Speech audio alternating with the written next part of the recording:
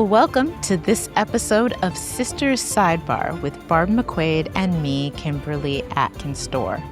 If you have a question for us, you know what to do, but just in case you don't, you can either use hashtag sistersinlaw on your socials, or you can email your questions at sistersinlaw@politicon.com. But don't just write your questions. No.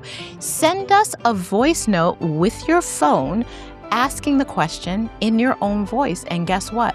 You just may hear yourself on an upcoming episode of Sisters Sidebar. We love hearing your voice, so definitely give that a try. We have a lot of really good questions this week to get to, so let's get started. Our first question is from Julia, and it's for you, Barb. This is Julia from California. Please opine on any aspects of the legal or political systems you're aware of in foreign countries that you think would be beneficial for us to adopt here in the U.S. Well, Julia, that's a really interesting question, and there's an awful lot of stuff around the world that we could look to. But I think the one that I think is such a smart way of looking at the world is something the EU passed in, I think it was 2018, called the General Data Protection Regulation. It's a privacy law. You know, here in the United States, it's been so difficult to get privacy laws passed when it comes to the online world. I think the tech billionaires in our country have so much lobbying power that it's impossible to do that. But, you know, they have things like the right to be left alone. So you can ask to have your data taken down. And I think one of the things that's so interesting about this law in the EU is that they treat your data as belonging to you, and that third parties who take it can only take it and use it with your permission. And so, you know, that's what introduced all these cookie settings and things that we now get here, because if you're operating around the world, you have to comply with EU laws. So, you know, accept or reject, you know, all of the cookies and other kinds of things. But I think reimagining business records about us as belonging to us, not just being their records, but our data, is a really good way to think about information. And I think if we could pass some law like that, it would really help protect us and our children online. All right, Kim, here's one for you. It comes from Rick, who asks, I've heard rumors that the impeachment from Trump's first team could be nullified or struck from the record. Is that possible, and how would it work? Well, Rick, no, it's not possible. So there's no way that it can work. Once an impeachment takes place, it has taken place. The same way that, you know, I once got a parking ticket. I can't say that I never got that ticket. It happened. You know, maybe I fought it and it was taken away, but the ticket still was issued. This is an effort by Donald Trump to, in his own world, wipe away the fact that he is the only president to have been impeached twice. But they can't. Now, what the legislature might do while Republicans still are in control is pass some sort of resolution which has absolutely no impact, no weight at all, that says, oh, we hereby expunge. Yeah. I mean, I'm laughing because it's really, it's hard. It doesn't even pass the giggle test. We hereby expunge the impeachment of Donald Trump, and maybe give him some sort of, certificate of expungement or some other nonsense. It means nothing. It would be a waste of your taxpayer dollars because it will have zero effect. Donald Trump was impeached twice. He was also acquitted twice in the Senate, and that is just fact, and he can't change fact. We have a question from Stuart from Palm Springs, California, who asks, why are we not using the term lie instead of misinformation or disinformation? If one of our children said things that the MAGA followers do, it would be called out as a lie. What gives? Before I turn this over to Barb to answer, I will say, I used a euphemism earlier in this podcast saying that the president has a difficult relationship with the truth. But I am, for one, a journalist, and I have always been a journalist, even when I was on the news side and not the opinion side. That was not afraid to say when Donald Trump told a lie if it was provable that he did. So why do so few people do that, Barb? Yeah, so interesting, isn't it? I think that there is a reluctance, at least in the media, to call out lies. I think that they'll say Trump said X, and then they'll fill in the truth, and so that the reader can make their own decision about it. But I think, Stuart, this is a very good point that lies should be called lies. I also want to say, however, that misinformation and disinformation are terms of art that are not necessarily lies. I wrote a book on disinformation, and it comes from the world of intelligence and propaganda and influence campaigns. And so disinformation is information warfare. It might be something that's literally true, but it's used in such a way to be misleading or to evoke strong emotions, to say things that attack individual groups based on stereotypes, for example. It excites people and gets people angry or aroused or excited or something else. It is the They're use eating the of— pets. Sorry? They're eating the pets. They're eating the pet. Perfect example. Now, that was a lie, but it's a But it was really also charged— misinformation. Yeah. Yeah, it's a really charged lie designed to get people up in arms, to evoke an emotional response. Misinformation is slightly different. That is when people are exposed to disinformation or lies or whatever it is, and truly believe it to be true, and then they spread it. So they're misinformed and they share that misinformation. And in fact, people who engage in information warfare count on the fact that their message is going to be amplified by people who hear it and are excited and thereby spread this misinformation. So that's how propaganda can spread when people start talking about it. So you're absolutely right, though, Stuart. I think that a lie, when it is a black and white matter, should be called a lie.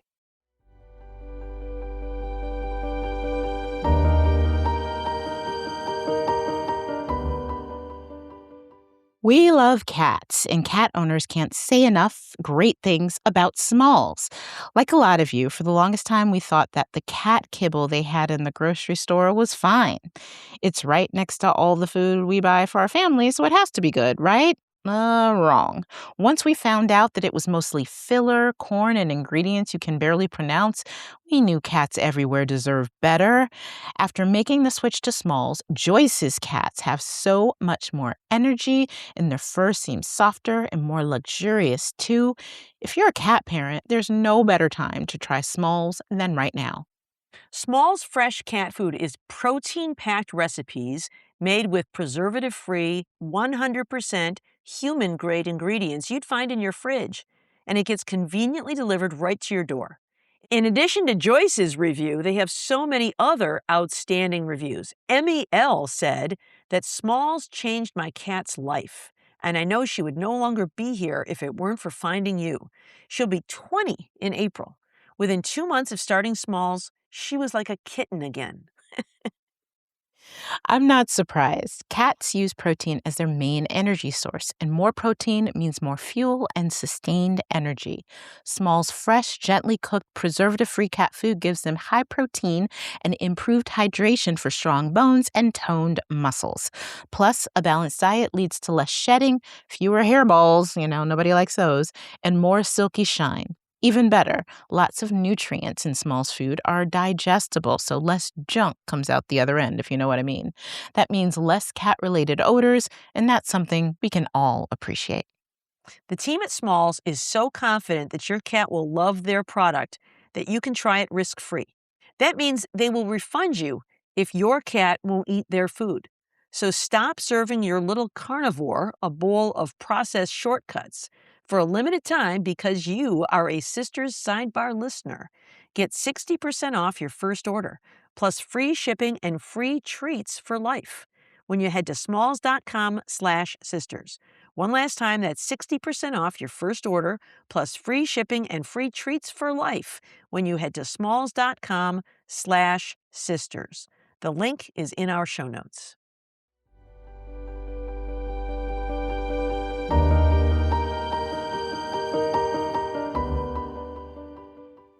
Well, Kim, here's one for you. This one comes from Caesar. Hello, sisters. I have a question in relation to Trump's speech on Thursday. And news organizations have a real dilemma. By definition, anything that the president says or does is newsworthy, but Trump spouts myriad lies.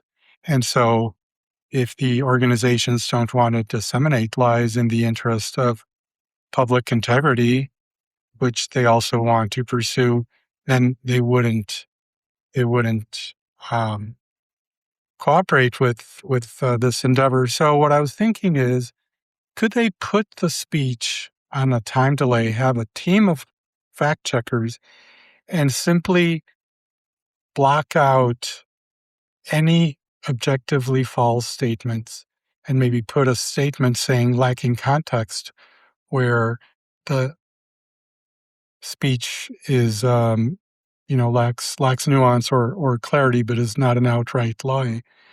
And do you think that would open them to a legal proceedings by the Trump administration if they did that? Thank you. Oh, that's a really good question, Caesar. So the answer is no, it shouldn't open media companies up to liability. If you listen to this week's Sisters-in-Law podcast, which dropped on Saturday, you would have heard us discuss the fact that the DOJ tried to subpoena New York Times reporters just for doing their jobs, and how a judge, at least for now, has put a stop to that, causing the DOJ to withdraw it. So you've seen this administration go after journalists many times. The president calls us the enemy of the people. But the question you asked is a really good one. I think actually what you are proposing is just good journalism. There is no requirement that broadcast news organization carry the president live.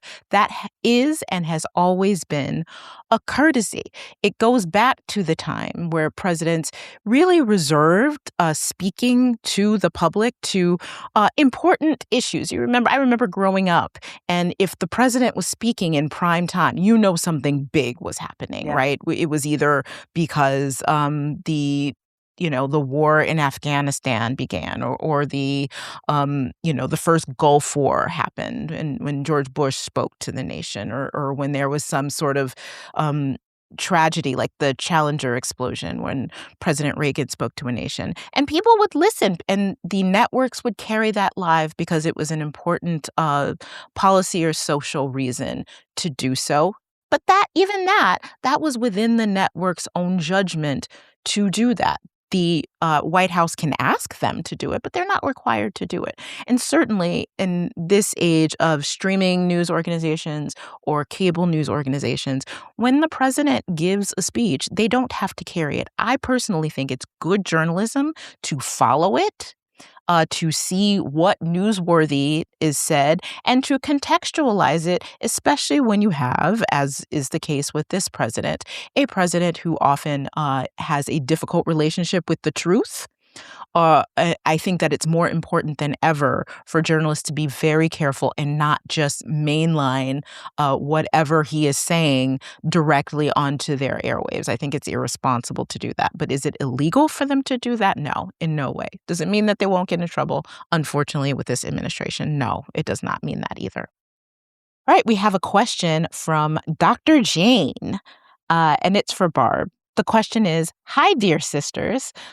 The last week I've been talking to my brothers, and both of them asked me what I thought about socialism, as if it was a curse word. My question is, how do you respond to people who put a negative connotation to that term? I'm grateful for you and your work." Barb, what do you think? I love this question, Dr. Jane, because we are hearing this from so many quarters. And in fact, what you're actually hearing from Donald Trump and some others is going even further than socialism and accusing some candidates of being communist. The Democratic Party has gone communist, which is sort of the new Red Scare. But let's break down what these systems really mean. So America is mostly a capitalist society, right? Privately owned, free markets. We let markets do their thing. We compete in private business with the idea that the best products will rise to the top and with the lowest prices. And we have competition, and competition is good because it fosters innovation and investment and all those kinds of things. And that's I think something most Americans believe in and can get around. Socialism in its purest form is when the government actually takes control of some of the public goods. So things like education and healthcare and public services. And the idea there is to redistribute some of that wealth, to have a social safety net. It can be done in extreme forms or in more discrete terms. And I think what we're seeing is a term called democratic socialism, which is an effort to redistribute wealth. We are experiencing a growing wealth gap in society today. In my view, we are right back to where we were during the Gilded Age, when we've got, 1% of the population controlling some huge percentage of the wealth in this country, while the lower and middle classes are relatively poorer because their wages have not kept up with inflation. And so some of these democratic socialists are in favor of promoting a closure of that wealth gap by, higher corporate taxes. Since the Reagan administration, we have cut taxes for CEOs, corporations, and the wealthiest Americans, leaving some of the lower and middle classes left behind. And what we see in our society is, rather than acknowledge that wealth distribution, what we see by candidates like, Donald Trump, leaders like Donald Trump, is they divide and conquer the lower middle class by blaming others for people's economic woes, right? The reason you are not as well off as your parents were, and you're really not, is not because of the tax cuts we've given to the wealthy and the way we've allowed businesses to grow exponentially and create more market share. It's because of others, right? It's because of immigrants. It's because of minorities. It's because of DEI. It's because of the LGBTQ community. It's because of secular globalism. All of these kinds of things, I think, are really just efforts to distract from what's really causing this, and that's wealth disparity. So socialism, or at least democratic socialism, as it's practiced in this country, is things like the Social Security program, right? That today that would be called socialism, or public libraries, public schools, the postal service. All of these services that we, the taxpayers, subsidize so that everyone gets the benefits of it. Public funds being used for tax collection or road repair. This privatization of, prisons and trash collection and all these other kinds of things is a capitalistic movement. But the problem is that the wealthiest get to enjoy the velvet rope economy and the concierge service, and the rest of us are left with the scraps. Just look at the airline industry to see how we're seeing that stratification, right? Unless you're platinum gold elite, you got a piece of rope to tie you in for your seatbelt. And then finally, thank you, Kim. Finally, let me say what it's not, and that is communism. So communism is a classless society. The idea is every one of us is equal. Every one of us gets equal amount of money. Every one of us does find some work that we can do to contribute to the collective.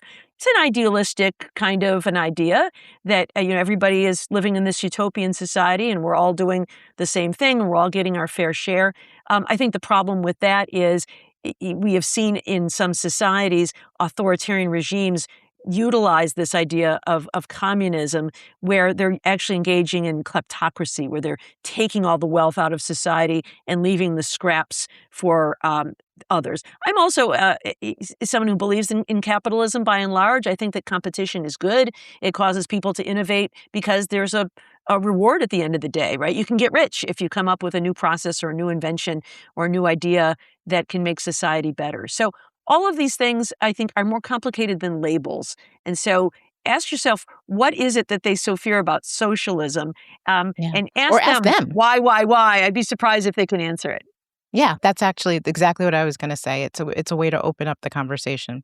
Okay, Kim, here's one last question for you. It comes from Kevin, who asks, after hearing your explanation for de facto and de jure, I was wondering if there are any other cool Latin legal terms we should know. Oh, that's a fun question. What do you think?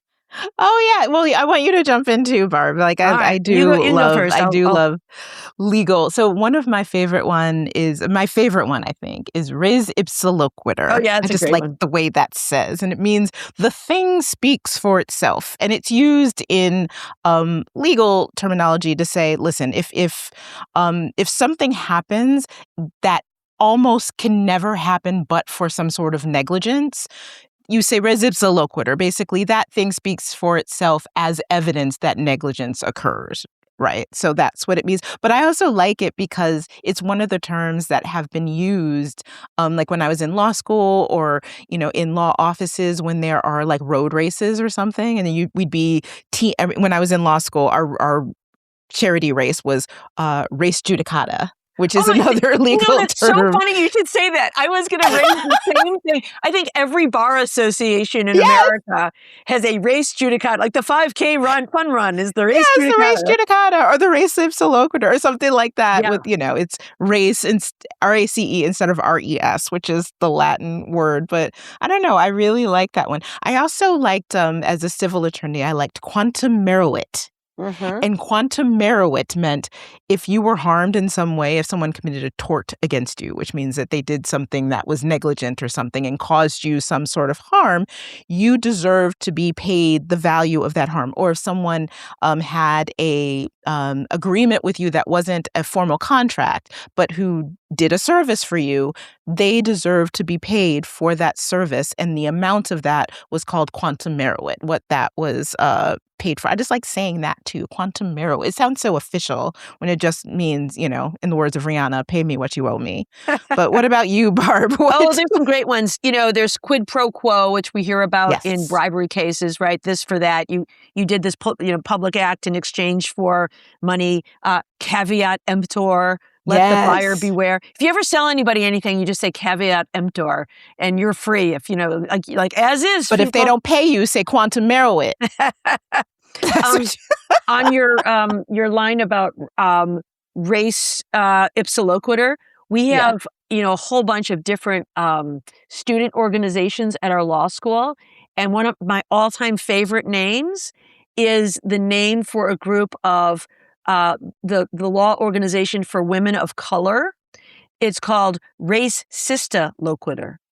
Yes! Isn't that the best? That's the winner.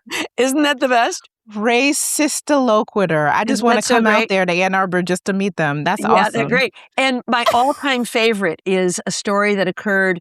A colleague came back from the grand jury, and he'd had a rough day with witnesses on the stand, who were clearly lying or giving him a hard time. And at the end of it, one of the grand jurors wrote up on the whiteboard, illegitimi non carborundum. And he said, there's a legal term for you. And my colleague said, I don't know what that means. What does that mean? I think it's actually mock Latin. I'm not sure it's really Latin. But he said, what it means is, don't let the bastards grind you down. Woo! That needs to be on a t-shirt. Well, thank you for joining us this week for Sister Sidebar. Keep those questions coming. We love getting them. You can either use hashtag sistersinlaw on your socials or send us your questions at sistersinlaw@politicon.com. Please support our sponsor this week, Smalls. It's so important, and the link is in our show notes, because without our sponsors, we could not be here doing what we do for you. Don't forget to also, wherever you listen or watch, to follow us, subscribe, like, give us a good review, pass it along to your friends to make sure this podcast continues to grow and we can continue what we do. Of course, don't forget to buy merch at our merch store, politicon.com/merch. We have a lot of goodies there, and we are rotating things seasonally, so make sure that you check it out to make sure you can get some of the latest swag from us. And see you on Saturday with the next episode of hashtag Sisters-in-Law, and then next Wednesday with the next Sister Sidebar.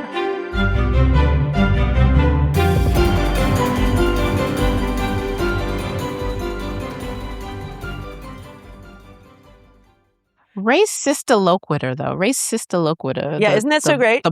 The Black woman speaks for herself. I want to buy a t-shirt. Yeah, isn't it such a great line? I'm going to use that when I'm in the next argument with my husband. Race Sista Loquitur. Stop that.